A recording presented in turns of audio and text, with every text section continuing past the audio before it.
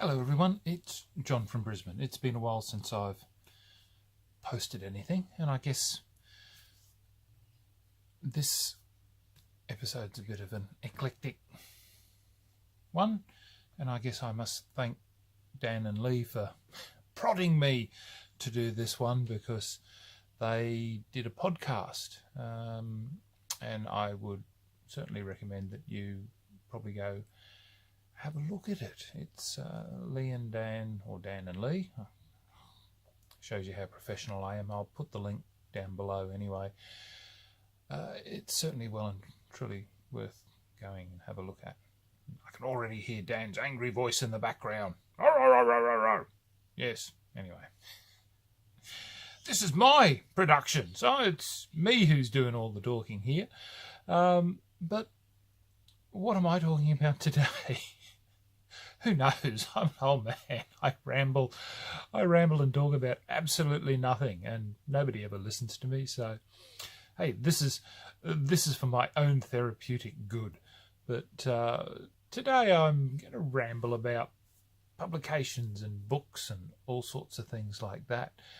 And it was thanks to again, Lee and Dan's talking about books and publications that got me thinking. And I went back and it was also with, because I'm part of Goodreads, and I log down there the books that I get and the books that I read. I have a little app, which I can't show because obviously my phone's the thing that's recording this, but it keeps a track of all the books that I have purchased over the years, mainly because I'm getting to the stage that I can't remember what the heck I've picked up. Mainly also because my wife's like for romance novels is a problem, because we'll go to our favourite second-hand bookshop, and they will, or she'll go there and she'll find a particular author that she particularly likes, and she'll go, oh, I'm going to get these. And previously, before I got the book catalogue, we'd come home and I'd go, we've already got this one, or she'd start reading it and she'd go, oh, I've read this. And it also brought up an interesting thing, which Cindy, the owner of the shop, informed us, was that there's actually a registry for romance novels. Apparently no romance novel may have the same title. Didn't realise that. So that was an interesting tidbit. So anyway, I've got an app that keeps track of all the books, so that helps.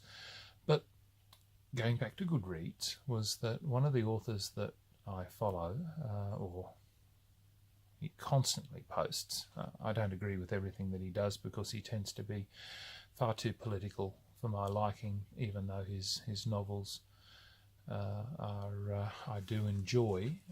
He talked about novel length, and that got me thinking, because I've been reading, I love Rex Stout, and like for instance Rex Stout here.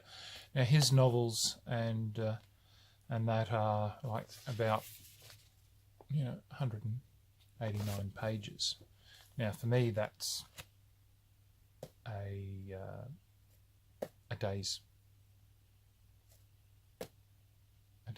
reading at best.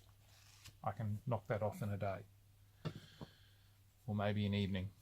Depends, because once I start, it doesn't take me long to devour a book. So it got me thinking. These books back when I was a young man, I suppose, or a young boy. This was sort of standard. I think of the Agatha Christies and that they were 200 odd pages, self-contained, beginning to end, and the books were riveting.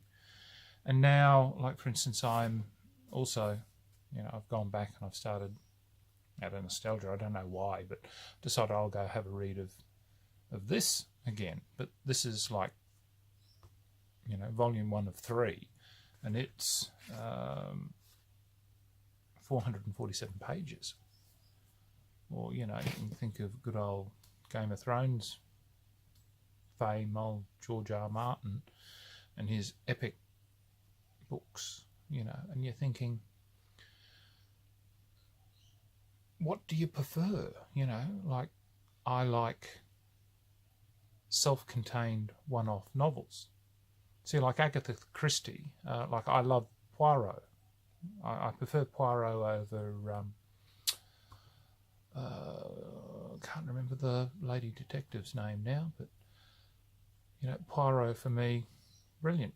But all her novels for him were self-contained, so you weren't always going, oh, I'm waiting for the next one, because it wasn't like each one flowed on to the next, which was good.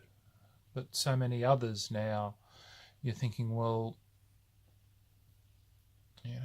it's like they're part of a set where one book has to follow on for the next. So have we become spoilt with an expectation from authors that their books must be serialized? Do they have to be serialized? To be a good author today, do you have to have books that are serialized? Can they not be one-offs? Like I'm just thinking, the old Rex Stout, his Nero Wolfe, his books, I don't know. What are your thoughts? But that's, again, this is me. Like I've fairly much don't follow a lot of modern authors. A lot of them don't really appeal to me because I tend to look for authors that have wit and, that can play the humour within their works, and the one who I like the most would have to be Simon R. Green, because just the way that he can throw his humour within the storytelling that he's got. Christopher Fowler's another one with these characters of Brian and Bryant and May, the detectives.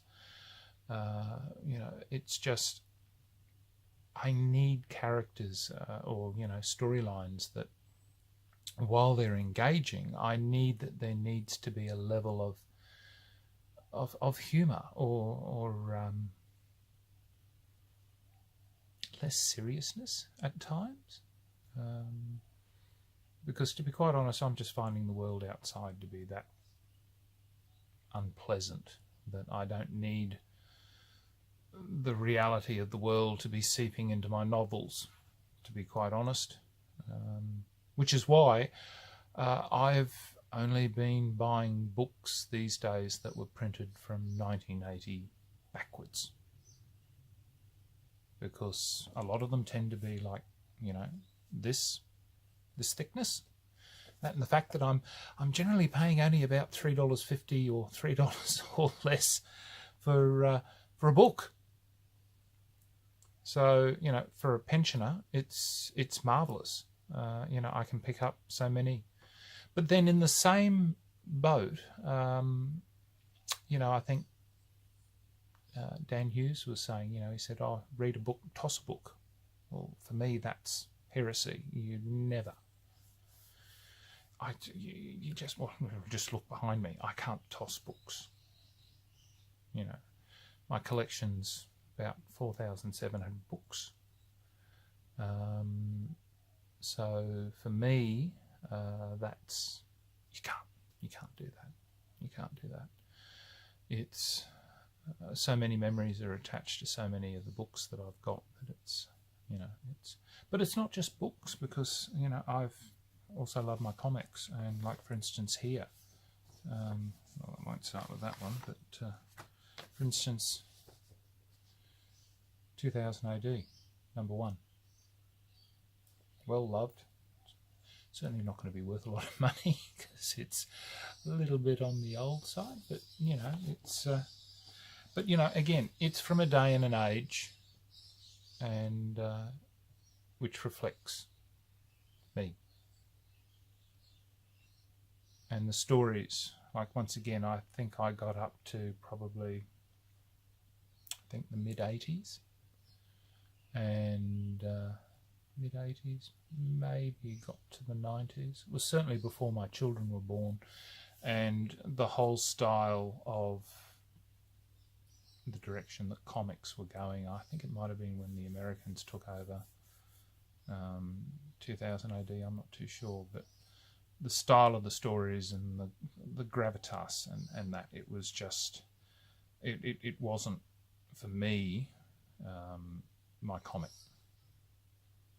And this, again, it reflects my taste in what I like.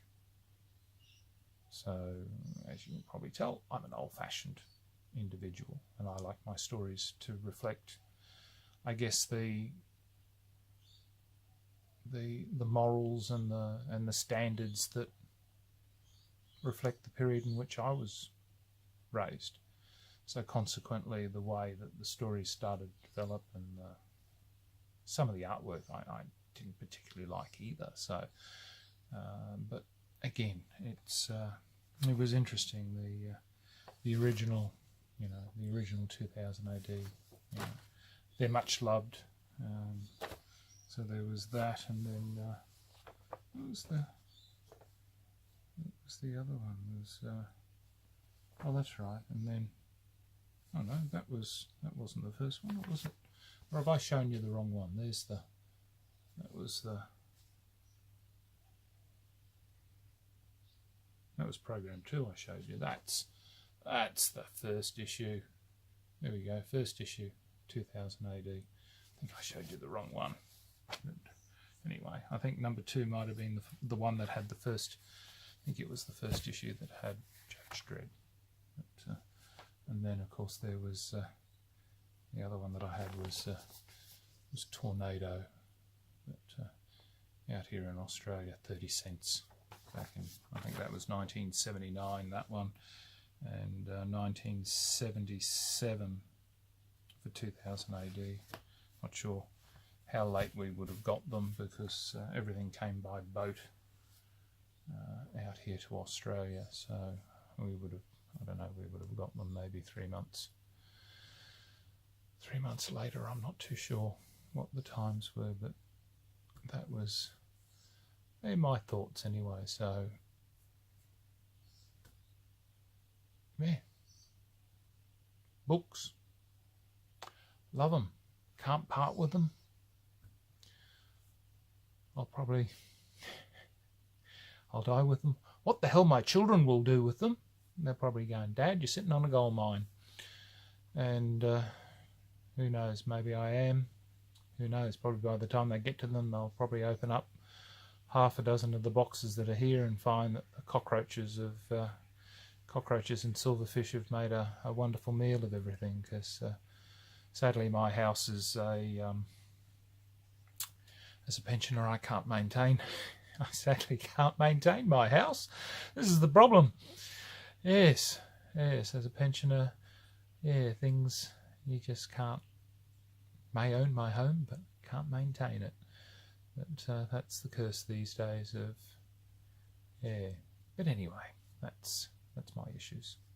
Anyway, look, thank you for listening to an old man ramble. And who knows what my next video will be.